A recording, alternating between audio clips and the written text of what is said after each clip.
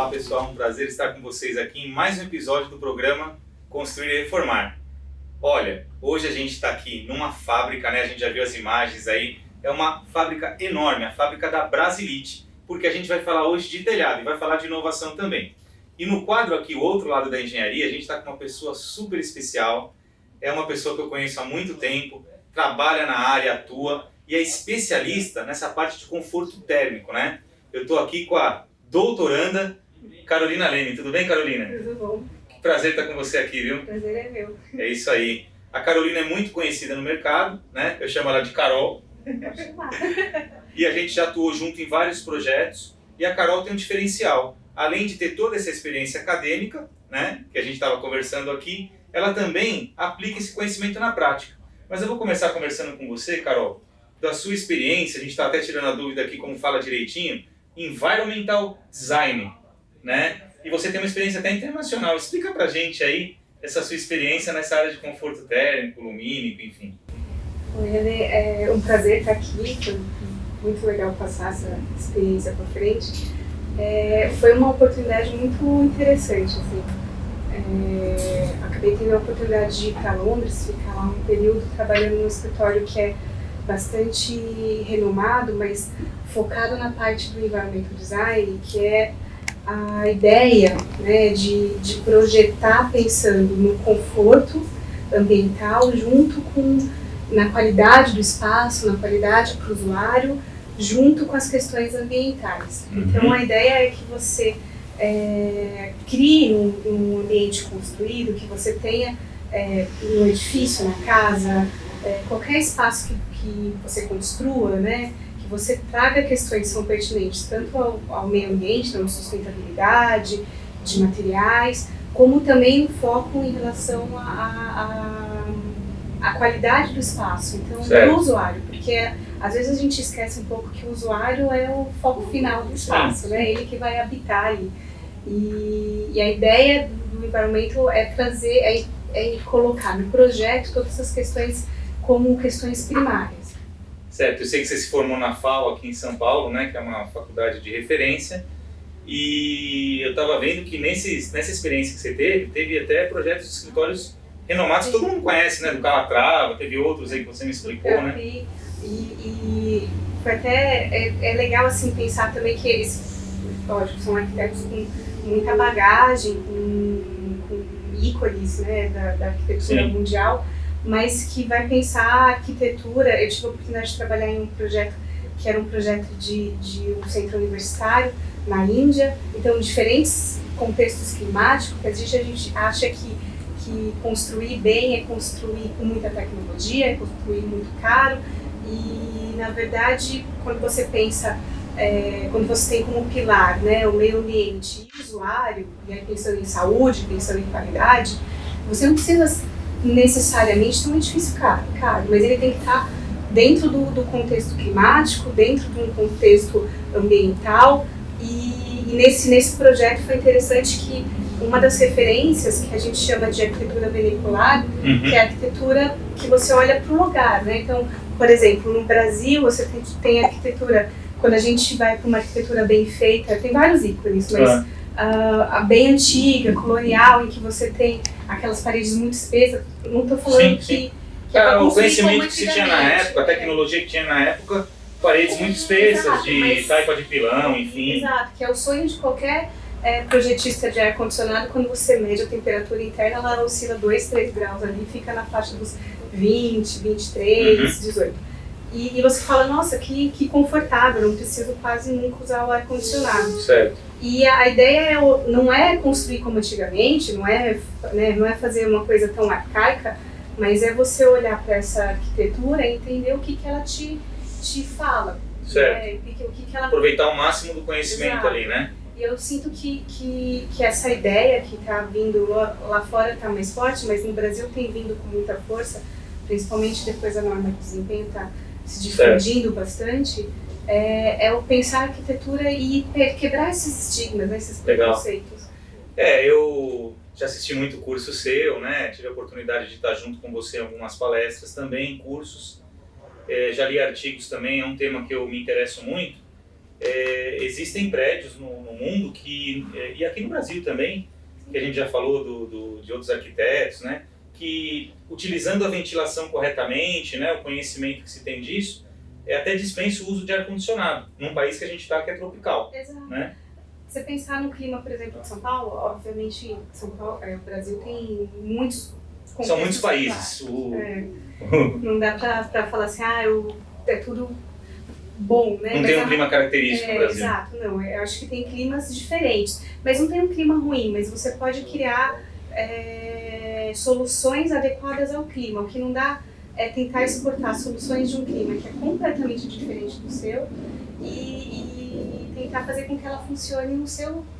Tirar proveito das questões, né, do locais é importante... Isso até para material, né, Carol? Porque às vezes você vai... Por exemplo, você vai num local que tem muita argila, né? E aí você vai usar o bloco cerâmico, né? Agora a gente teve um aumento em Tocantins que a gente fez aquele bloco de solo cimento, porque ali era mais fácil de aproveitar as condições que tem no local, até para os materiais de vedação, cobertura, né? E aí é um bloco que com certeza tem um desempenho muito bom, porque você acaba tendo massa, é importante ter massa. Tem um trabalho que é muito legal, que é do Eduardo Pizarro, que ele traz o bloco cerâmico para dentro da favela, em foco é a favela de Paraisópolis, para trazer sombreamento e ventilação, só mostrando como intercalar esses blocos. Entendi. Então, assim, não é uma questão de custo, né? É uma questão de aplicar o conhecimento no local. E é uma questão de projeto. Então, a gente tem que voltar para projeto. O projeto tem que levar em conta tudo isso. Muitas vezes você está preocupado só com o aproveitamento do espaço, enfim, a questão de segurança. Aqui no Brasil, Carol, acho que você já percebeu isso, a maior demanda de desconforto, vamos dizer, é o acústico, porque a gente está principalmente São Paulo, viu, gente, que é uma cidade barulhenta. Então, muitas vezes, o pessoal está muito preocupado com a acústica e acaba não tendo reclamação de térmico, porque ele acha que isso é normal, está calor, enfim. Mas não é uma verdade, né? Você tem que pensar no conforto térmico, de iluminação natural, de ar, né? De qualidade do ar, tudo isso na fase de projeto, né, Carol? Com certeza. E com a pandemia, o que aconteceu é que as pessoas ficaram muito mais tempo dentro de lugares muito fechados, né? Teve até uma aceleração aí da construção civil para a melhoria dos espaços, porque as pessoas começaram a perceber que elas tinham espaços, principalmente dentro de casa, muito ruins. E que ela só ia dormir, agora ela fica lá, tem a questão do home office, as barulho, lives, as calls, né? Exato, tem o barulho, tem o ar-condicionado de casa, que é um ar-condicionado que permite uma renovação do ambiente. Você vai olhar para a questão da saúde e vai tentar trazer também essa preocupação para dentro do espaço, para a qualidade do ar. Então, várias outras questões estão entrando junto, que antes elas eram bem secundárias, e eu entendo que essas disciplinas, né, quando você vai construir, quando você está falando de uma construção, tem uma infinidade de disciplinas ali, e quando você é um especialista, você acha que essa disciplina é a mais importante. Você puxa, cada um vai puxando para um lado. Exato. O que me chamou muita atenção na parte sua de conforto térmico, né, de iluminação, enfim, é que muitas vezes você está numa discussão de projetos e a pessoa fala, não, mas vai ter ar-condicionado. Como se ar-condicionado fosse uma solução universal. Mesmo que tenha um condicionamento do ar ali, que você vai ter uma outra fonte de energia, você tem que otimizar também. Exato, tem uma questão de você tem que exigir o mínimo dele, né? Porque senão você vai acabar pagando uma conta de energia super alta também. O que as pessoas esquecem de colocar é que assim, você tem um consumo muito grande, então a questão da eficiência energética é importante quando a gente fala de questões ambientais. Falando de consumo, né, da eficiência energética, ela está atrelada a isso. E ela tem a questão que eu acho que é uma coisa que as pessoas esquecem muito, de atrelar a tecnologia. Então, não de forma alguma sou contra ar-condicionado, mas eu acho que é usar com bom otimizado. Senso. Porque assim, você vai pegar o ar-condicionado e vai colocar num ambiente em que ele vai tentar chegar a 24, 23 graus, mas o ambiente está com 35, 40 graus, ele vai demorar ele tem um tempo, né, conseguir chegar, e você vai diminuir a capacidade de vida útil desse equipamento, ele está sendo acionado no mínimo. Então, colocar o ar-condicionado, mesmo em ambientes condicionados, é importante que você tenha uma arquitetura, uma construção que pelo menos otimize seu uso. Otimizar o uso, né? Tem a questão de manutenção, né? Tem a questão de saúde mesmo, né? Ele vai durar menos tempo, enfim. Você pode ter ventilação junto com ar-condicionado, né, de uma forma que a gente chama de edifício misto, né? Você usa a ventilação noturna, ar-condicionado, mais para espaços comerciais. Mas mesmo assim, dentro de casa, se você tem uma casa que ela te responde sem o ar-condicionado, acho que a maioria das pessoas prefere não ter. Certo. E o que eu gosto, assim, eu estava pensando aqui, a gente já se conhece há um pouco mais de 4 anos. E o que me chama muito a atenção é que você tem todo esse conhecimento acadêmico, publicação, enfim, agora você foi para o doutorado direto aí, tem essa experiência internacional, e essa área acadêmica, muitas vezes você acaba indo para pesquisa, que eu sei que você também tem esse lado, mas você decidiu, né, junto com a Juliana, né, vocês abriram o Estúdio Sindus, né?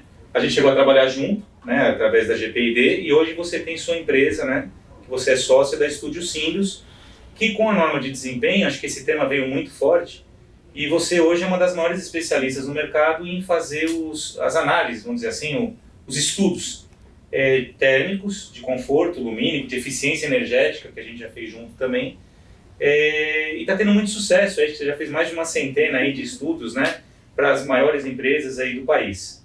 Eu queria que você falasse dessa sua experiência de aplicar o conhecimento na prática. Porque, na minha opinião, Carol, eu sou muito crítico disso, né?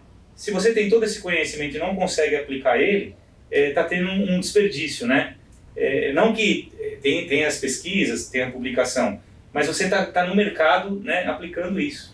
Eu acho que é importante. E o escritório, né, o estúdio, a gente prioriza muito trazer o conhecimento técnico, né? Então ter esse desenvolvimento, também não ficar parado num conhecimento que eu tive e não ter essa inovação, essa reciclagem, mas aproximar a academia, pesquisa do mercado, porque eu acho que são coisas que se alimentam, né? Se você fica distante, se você cria um abismo entre a academia e o mercado e as pessoas, né? Porque às vezes você fala assim, é só a academia e o mercado, mas o consumidor final, as pessoas... Ele é o terceiro, ele é o sponsor, né? E ele precisa saber também, ele precisa ter esse conhecimento. Então acho que a gente se preocupa muito na divulgação e na conscientização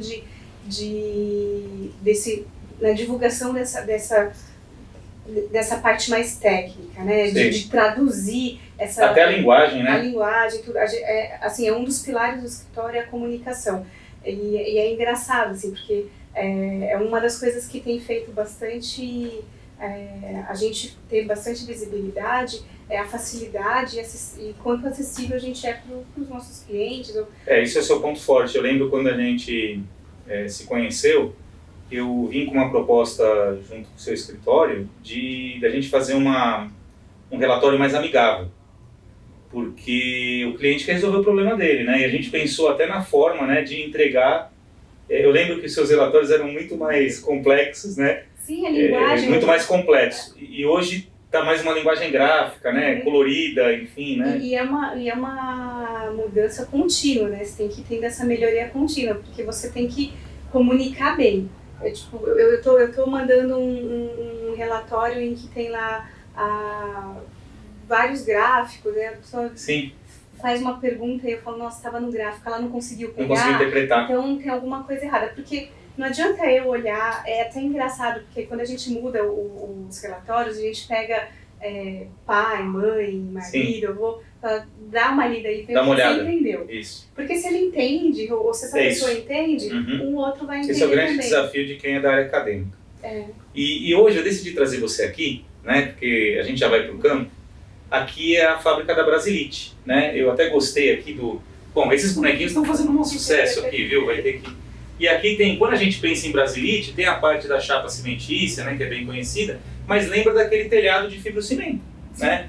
E o legal, a gente decidiu fazer esse programa hoje aqui, porque quando a gente fala de telhado de fibrocimento, a gente já fala, mas é quente, é frio, tem que ter isolante, enfim. E eles têm uma grande inovação agora, que é a telha Top Comfort, né, que a gente está vendo as imagens aí. E aí eu estava conversando com você. O fato de ela já ser branca e ter essas várias multicamadas, né, que eles chamam, eles têm estudos que diminuem até 8 graus, é uma coisa muito significativa, né, Carol? Você leva em conta isso nos estudos, né? Sim, com certeza. Acho que um dos pontos positivos da norma foi um avanço em desenvolvimento de materiais, né? Certo. Então, a gente vê hoje no mercado bastante empresas como a Brasilite, trazendo materiais inovadores em relação à térmica, e principalmente para a cobertura, que a gente tem Nossa, a maior quantos, né? Você lembra quantos estudos que a gente fez que passava o prédio inteiro e na cobertura não passava, a gente tinha que adotar um isolante. O fato de eliminar essa etapa do isolante, às vezes tem muito custo envolvido, e eles falaram, daqui a pouco a Fefe vai comprovar esse desafio, que a telha tem a mesma espessura e instala do mesmo jeito. Então, o que a gente vai fazer hoje no programa na prática, nós vamos simular assim, a pessoa está com desconforto, não tem prédios que não dá para pôr ar-condicionado, residência, não pode chegar lá e falar, põe ar-condicionado. Ele não foi projetado, não tem nem carga. Então a gente vai tirar essa telha e vai colocar a telha Top Comfort aí para... eu acho que é interessante porque você acaba cortando ali um grande ganho, né? Então você diminui muito. E trazer essas cores mais claras, principalmente para cobertura, é um ganho bem significativo, né? É isso aí. Quando você tem uma cor média, você passa, sei lá, 50%, 70% do calor. Quando você começa a ter uma cor muito clara, você passa em 30%, 35%. Então é isso aí. Significativo. E olha, a gente vai ter a Fefe na prática aí daqui a pouco. E para encerrar, Carol, eu queria te fazer uma pergunta assim. Você é uma pessoa, eu conheci, jovem, empreendedora, né? Não é muito comum no país. E a gente começou trabalhando junto, enfim, pelo nosso próprio escritório. Teve uma afinidade, né, técnica, de mesmos objetivos. Aliás, a gente tem também relacionamento com os outros projetistas disso, não tem concorrência disso, é troca de experiência, de informação. Mas você cresceu muito, decidiu abrir aí o Estúdio Simples com a Juliana. Queria que você falasse para o pessoal que está assistindo por quê? Não é muito comum no país pessoas que não têm essa experiência de empreendedorismo. Você estudou lá na FAO, enfim, está fazendo pós-graduação, mas decidiu empreender, né, no Brasil.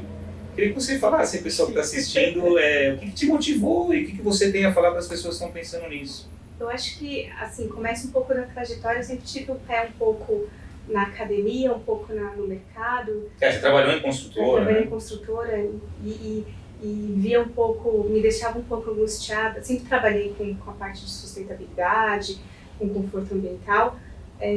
Sempre tinha isso envolvido nos meus empregos, né, vamos dizer assim.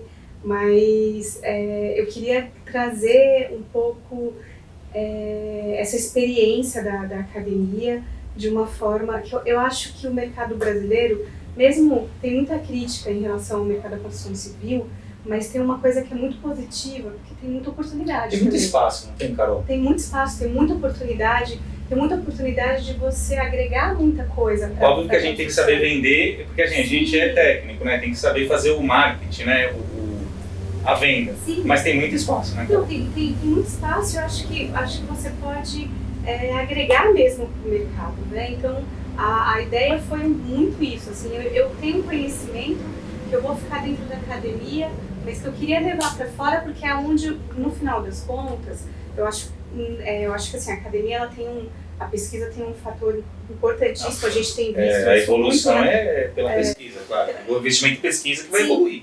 E aí, esses profissionais, né, que têm a oportunidade de fazer essa ponte, você acaba tendo impacto na massa da construção, né? E não em um edifício específico de alta performance. Ele é importante, mas quando você constrói... Isso foi uma coisa que eu aprendi bastante na minha experiência fora. Certo.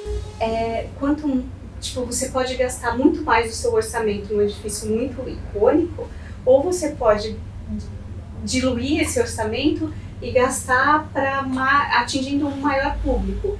porque no final das coisas são pessoas, né? Tem um preconceito, Carol, que assim, e eu já tive em várias reuniões com você e a gente acabou tendo sucesso pelo seu conhecimento. O pessoal acha que o investimento em conforto, ele vai aumentar custo. Muitas vezes reduz custo, porque se for considerar o custo ao longo da edificação... Não, o custo de operação cai muito, ele é o mais significativo. A gente está num projeto que é grande agora, né, de container, e a gente percebeu que como vai ter a operação, né, o custo vai diminuir muito. Mas vamos lá. Carol, você conhece a Fernanda, né, que a gente já foi em vários eventos juntos, e a Fernanda aqui no programa de TV, ela virou a Fefe na prática, aí, mão na massa, porque a gente quer comprovar que o produto tem que ser fácil para qualquer pessoa conseguir operar, entender operar, não pode ter uma dificuldade que tenha uma barreira. Então o desafio hoje a gente vai simular aí, a gente está aqui na academia da Brasilite, tem um telhado com a telha de fibrocimento e a gente vai trocar pela Top Comfort. Você vai acompanhar a gente